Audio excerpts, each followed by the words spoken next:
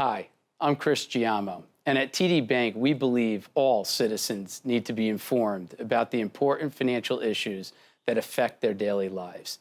That's why we're proud to support programming produced by the Caucus Educational Corporation.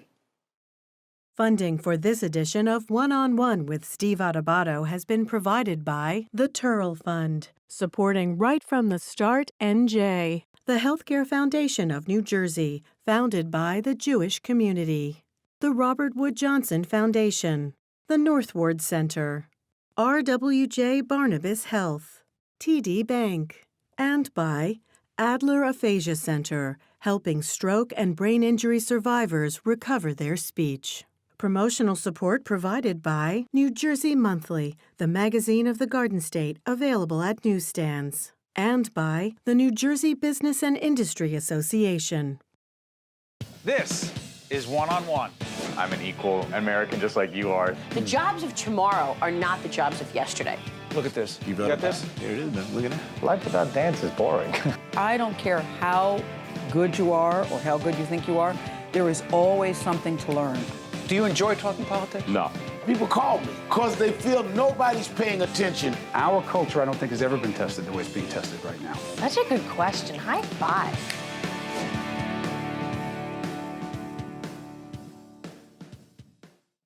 We are honored to be sitting with an iconic figure in media, in the arts, and in the world of Fred Rogers, who we recognize today. This is Dr. Francois Clemmons, singer, actor, and he was Officer Clemmons in Mr. Rogers' Neighborhood starting in 1968. Tell folks, and by the way, we'll show some footage of Officer Clemmons while you're talking. Who was he and why did he matter so much, sir? Well, I was the first black person to have a steady role in children's television. Fred was a visionary, and I think he knew how important it was to have representation of all races, not just white people. So he invited me to come on the show and to sing. That's what I am. I'm a singer. And he thought up a role that I would do as a helper. They talk about a helper a lot. And there were some problems, some racial problems that he was trying to address in his own way. In our culture, Dr. King was very active at the time, and there were some assassinations, Robert Kennedy. And he thought that these things needed some way of expression among young children. They were aware of what was going on, and he was totally concerned about the effect it would have on children. And he felt it was best for them to know that the neighborhood had people of all races and all colors. And we were friends in our private life as well as we were on television. You said he was a mentor of yours. Yes, he was my mentor in the sense that he encouraged me to continue my operatic career, to continue my auditions, my studying, and the traveling that it involved. It was very difficult, I tell you very honestly. And many times I called him on the phone and he gave me encouragement. And you have to take language lessons and coachings and voice lessons, and it's very expensive. And I couldn't have done it had he not stuck by me the way he did. He saw to it. Times when I was discouraged, he said, no, you've come too far. You've done too much, Francois. You can't stop now. So, and he was also, I say, my biggest fan. He came to hear me New York City Opera and Philadelphia and Pittsburgh and Cleveland, Chicago. Whenever I sang, I'd look up and there he was sitting out there in the audience. When you were Officer Clemmons on that show, there's a scene in the documentary. Make sure you check out the documentary on Fred Rogers. There's a scene that was shown that really struck me where Fred Rogers, you were one of the big helpers in the neighborhood, and he was washing your feet. First? Oh, I don't want him to get wet. Right. Oh, that feels great. Right here. You know, when you're a policeman, you do an awful lot of walking, and sometimes your feet get tired. Right. That feels better already. Good. A big, important, significant scene because... Well, Fred was a Presbyterian minister. He was ordained. And so he often referred to Scripture without specifically mentioning Jesus or Peter or Paul or any of the particular Elijah or whoever the characters were in that particular scene that he was fashioning in a way that could relate to children. And one of the things he was showing is how people of different colors can relate to one another and how they can love each one another and care about one another and show.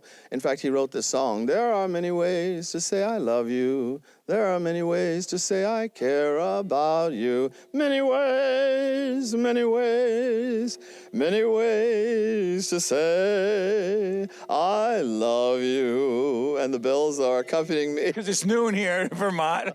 How about that? And everywhere on the East Coast. And by the way, I love that. They're playing, that's happening while you're singing. Yes, I think so. You're used to all kinds of things when you're performing, right? Yes, I am. You have to keep going singing, you know. So he wrote that for me because I was on the show and he wanted to show how Peter and Jesus and he was a Christian, but he didn't want to beat people over the head. But his nature, he was humble. He believed that people who loved you served you, and that this was a way to show that he loved me, and he wanted people to know that was important. And it didn't matter what color I was or who. No, it did not matter at all. And so the idea of going through those motions helped people to understand the scene that we were mirroring had to do with the swimming pools in urban centers around America, where some of the white people did not want black people in their swimming pools, even though they were paying taxes like everybody. And Fred Rogers, you just broke down all those barriers. And what message does it send to all those children watching? It told the children, Mr. Rogers is not a racist, he's not prejudiced, and he survived. Maybe it's okay for me to be like that too. And that message was very important. This whole theme of this conference that the Turrell Fund is putting together, Turrell Fund Day for our children here in Shelburne, Vermont. Did you think much about when you're on Mr. Rogers' Neighborhood? And do you think a lot about now? How much do you think about now?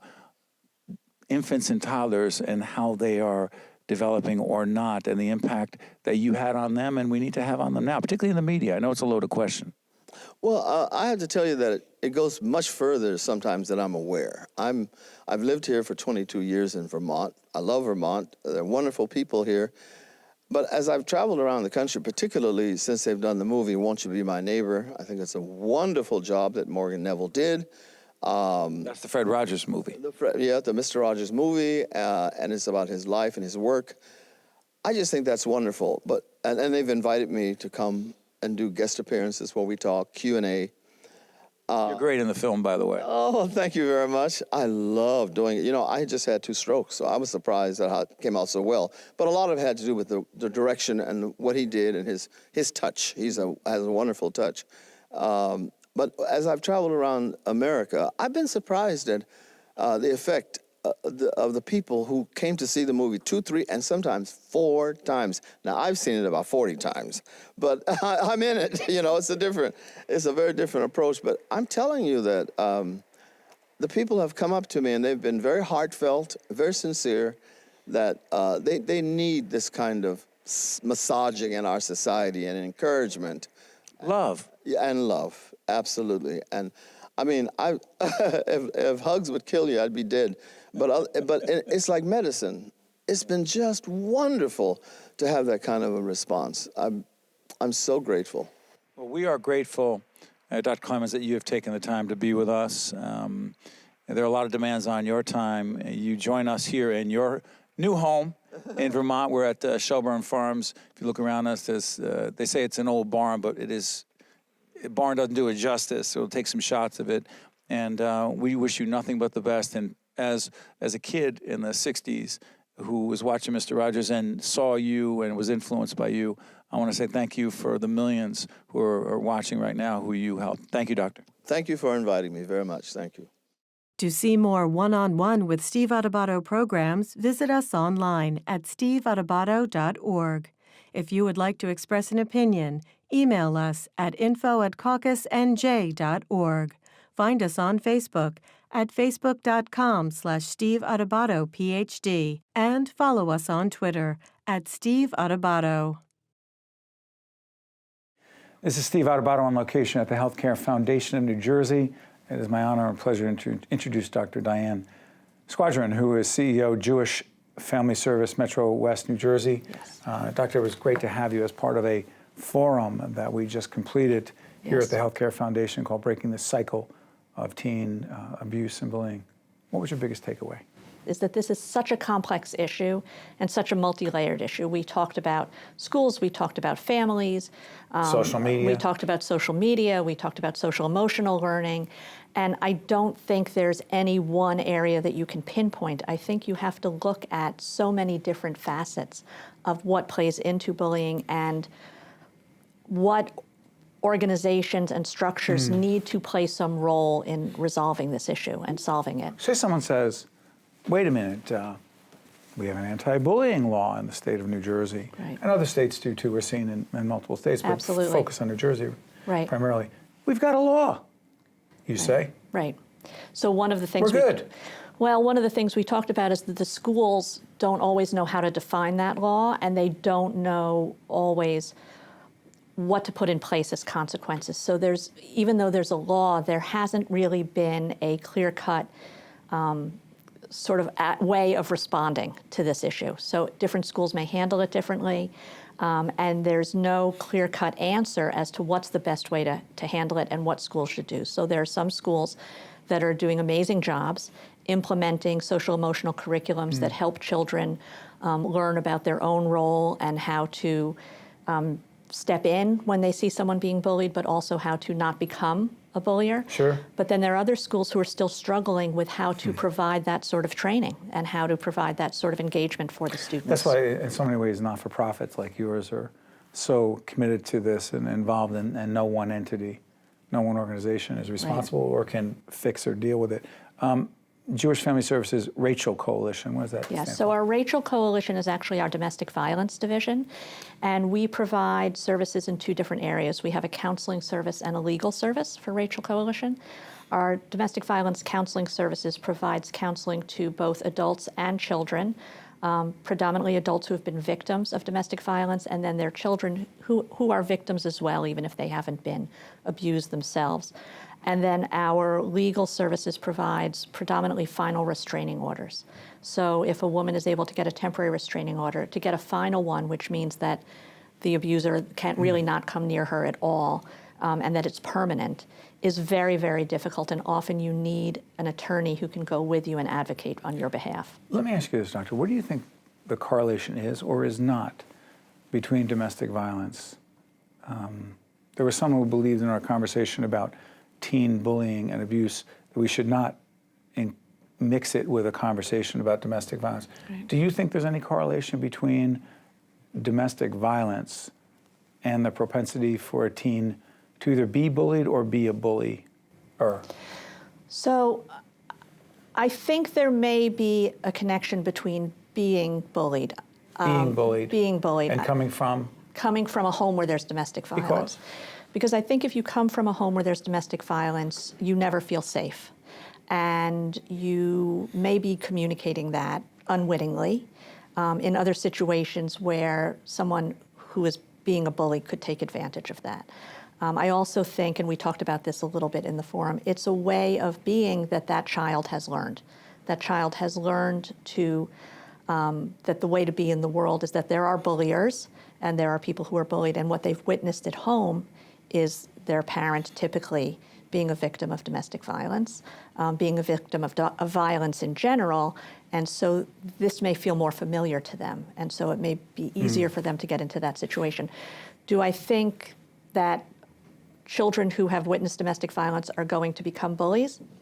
Maybe. I don't think that it's always that way. There's so many factors. There are so many factors. You know what struck me about the conversation, and again, we're not going to broadcast that conversation. We promised folks that would be off the record, but every participant is part of an in-depth interview that we're doing. What struck me about the conversation was that you try to make it linear and say, okay, let's talk about social media first, then we're going to talk about teen dating and violence, then we're going to talk about the impact or have the propensity for people in the LGBTQ plus community, that they're more susceptible. But you realize as you were doing this, and the role of schools, the roles of parents, et cetera, that it becomes very hard. It's not a linear conversation? No. Well, you know, I think that what you're saying when you say it becomes like this is it's a domino effect. You can't compartmentalize it. You can't compartmentalize it because I think the reality is if you're addressing bullying in a school, you're also going to be addressing teen dating violence because I think that they're not separate. They're separate in how you define them, but in terms of what you want a school to be communicating, what you want parents to be communicating about what's acceptable behavior and what isn't, they fall along the same continuum. And so it becomes important to infuse each school and each family and each community with a sense of responsibility for taking care of each other. And that includes not allowing bullies to take over or not allowing bullies to bully children, right, which causes all sorts of problems. And having real consequences. And having real consequences, right. And it also includes then making teen dating violence unacceptable, right. That zero tolerance. There should be zero tolerance for teen dating violence. You know, I know people watching, many people will say, well, you know, we need some advice.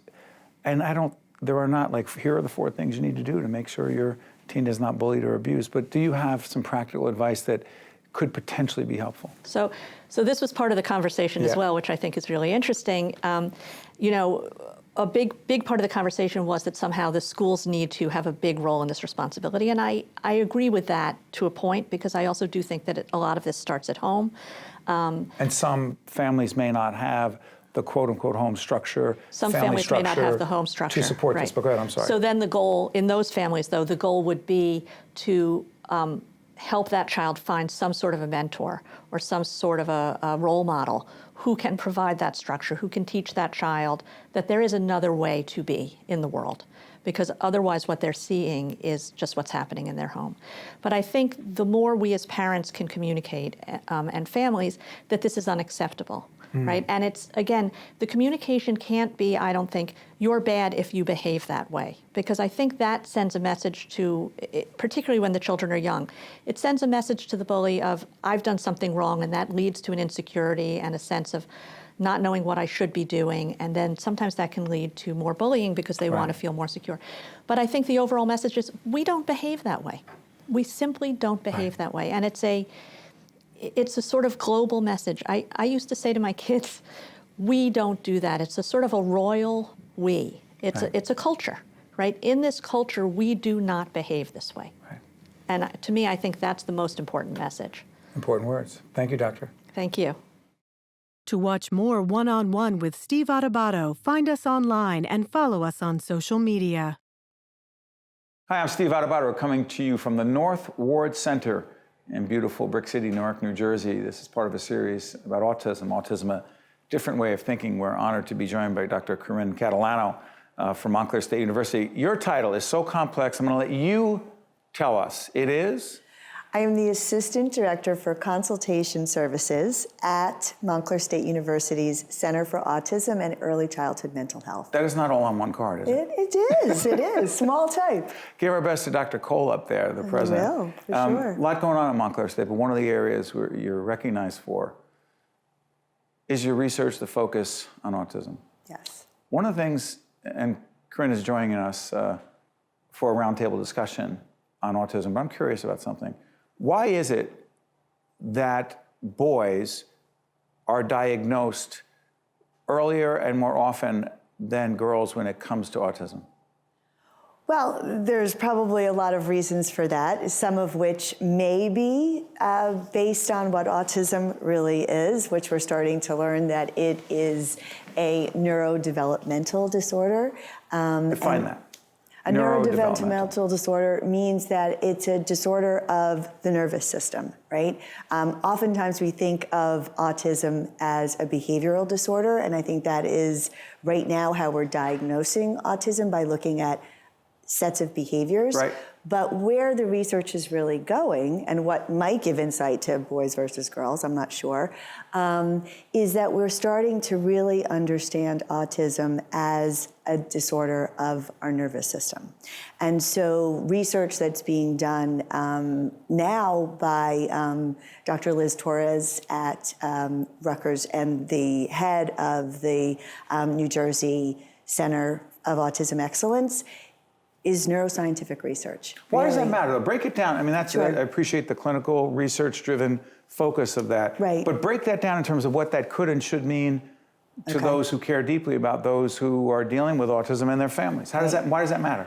Well, autism spectrum disorder, hence spectrum, lets us know that this is a really heterogeneous disability category at this point, right? I've worked with so many kids who have this label, if you will, Right. some of whom are very verbal, some are not verbal, some of whom have high intellectual ability, some who don't, some who... It can mean different things for different people diagnosed with autism. Right. And so what we're really trying to understand is what is going on that causes an individual to have the criteria of behaviors that we see that land them with this diagnosis. What is going on in our nervous system that leads a person to have challenges with social communication, that leads a person to have restricted repetitive behaviors. Those are the two criteria behaviorally that get you the diagnosis. So the research is really going in this direction of trying to look at the internal workings, what is going on inside individuals who get this diagnosis. Let me try to bring it down a little bit to a question that I keep pondering, and I'm sure a lot of folks watching right now, listening right now, are thinking about. Why is New Jersey's rate, or the rate of autism diagnosed in New Jersey, much higher than virtually every other state in the nation? If we're not number one, we're number two. I don't know. We're number one. We're number one. Pretty Because? significantly, because we shine a light there. This is a good thing? This is I think it's a good thing because people are getting services that they need. That we have the highest rate of autism in the nation is a good thing. Well, it's a subjective diagnosis at this point. Subjective. Subjective. Translate that. It means that it's based on looking at a set of behaviors and saying, yes, this child qualifies because I see those behaviors. And would someone else potentially not see or diagnose it the same way? Could be. And if there's not enough people who are looking and referring children to get those diagnoses, then many children go undetected, who may, in this state, receive the diagnosis. We have a huge disparity in this country between the numbers of children in New Jersey who are diagnosed and the number of children in, say, Alabama who are diagnosed. So in Alabama, for argument's sake, where we're not seen, just want to clarify that, those children who are dealing with autism and their families may not be getting the services they need because they haven't been diagnosed. Right. Right. And so I would say your question, is it a good thing? Yeah, it's a good thing that New Jersey has such a focus on this. And we should, as a state, be proud of that. Let's talk about, listen, I use the word integration. I'm sure you'll correct me, it's not the right word. The whole question of having a 10-year-old diagnosed, there's no quote there, it's diagnosed with autism, somewhere on the autism spectrum, in a classroom, with other students who have not been diagnosed, versus that 10-year-old being in a classroom with others who have been diagnosed with somewhere on the autism spectrum. Long-winded question, trying to ask, what's better for that student? Right, right. Well, 10-year-olds late to start inclusion, right? And what we at Montclair State really focus on is inclusion for children with autism and other identified disabilities right from the start, as early as childcare, right? As soon as a child has identified disabilities, at Montclair State, we have the Ben Samuels Children's Center, which is a model inclusive early childhood care and education center. You have children together. Children together, right from the start. What do you see? What do we see? We see. What are the benefits? The benefits are language models, right? Children who are typically, and I will put that in quotes, developing, who have lots of functional language, lots of wonderful social engagement skills to model for their peers. We have curriculums. What does it do for the students who are not those who have been diagnosed with autism? What does it do for them? Well, there's wonderful research about the empathy and compassion and embracing of diversity of all sorts that really is fostered by having children, again, from the earliest parts of their educational experience included. Is that approach at your university atypical for how others in the autism community, I'm not sure if there's a community, but there are lots of folks who care deeply about those who have autism. Is it the exception or the model to bring people together? Unfortunately, in New Jersey, it's the exception. One thing about New Jersey that we need to I think, accept is that while we have the highest incidence of autism, we're also among the lowest in terms of our rates of inclusion of children with disabilities. Really? Yes. Let's make sure that that is a point that you bring up in our 10-person panel discussion. Sure. It's a two-parter that looks at autism from a variety of perspectives. Corinne, thank you. Thank We you. appreciate it. Well done. Okay, thank you. One-on-One with Steve Adubato has been a production of the Caucus Educational Corporation, celebrating over 30 years of broadcast excellence. Funding for this edition of One-on-One with Steve Adubato has been provided by the Turrell Fund, supporting Right from the Start NJ, the Healthcare Foundation of New Jersey, the Robert Wood Johnson Foundation, the Northward Center, RWJ Barnabas Health, TD Bank, and by Adler Aphasia Center. Promotional support provided by New Jersey Monthly and by the New Jersey Business and Industry Association. Transportation provided by Airbrook Limousine, serving the metropolitan New York, New Jersey area. Hi, I'm Governor Tom Kean. A dear friend of mine had aphasia, which is a language disorder that occurs from a brain injury or a stroke. It robs a person's ability to communicate, but it doesn't affect their intellect. Programs and services offered at the Adler Aphasia Center help to improve my friend's communication skills, as well as her self-confidence and quality of life. Most importantly, she was among people who understood her. If you or a loved one has been diagnosed with aphasia, there is hope.